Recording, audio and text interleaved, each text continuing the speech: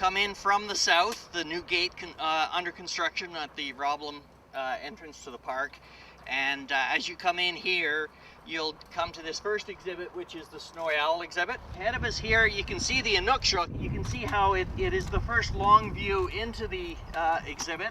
In the background, you can see Caribou before the big hoe.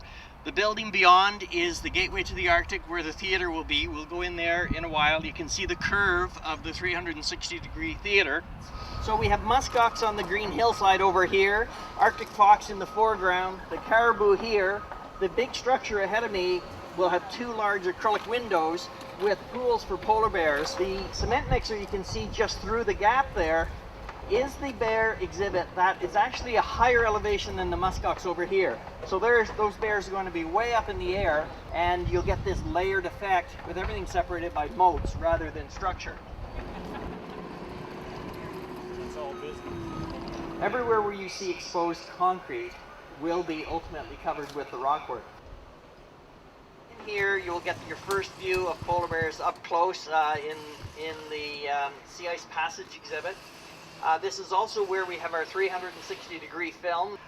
We'll then take you down a ramp to where the acrylic tunnel is that goes through the 16-foot deep pool, where we have polar bears swimming in the first section of it and seals in the second section. Polar bears don't spend all of their time in the water, but they will at particular times. And then there's acrylic panels between the bears and the seals, and so the seals will be just beyond. All of the concrete in here will be covered with the rockwork, as you've seen outside, so it will look like a natural rocky bottom. So here you really see the dimensions of that acrylic tunnel, and the tunnel goes right into a panel of acrylic, so that entire opening behind us is acrylic, all underwater.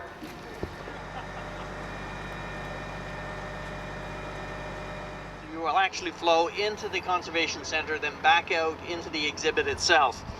And we'll walk down here, and behind this wall is the largest of the polar bear spaces, the Churchill Coast exhibit.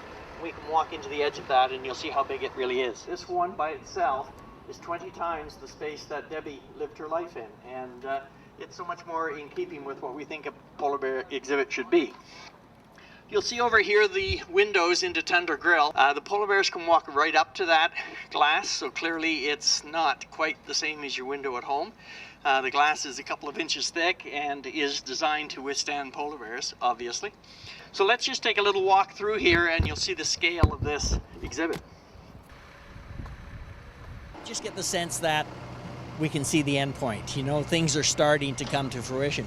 Because for a year and a half, this was just one big construction site and open pits and foundations being poured and sewer pipes being laid. And you know it's important, you know it has to happen, but it seems to take forever and you don't see much for it. It's when you get the first little bit of finishing, it's going to be pretty special.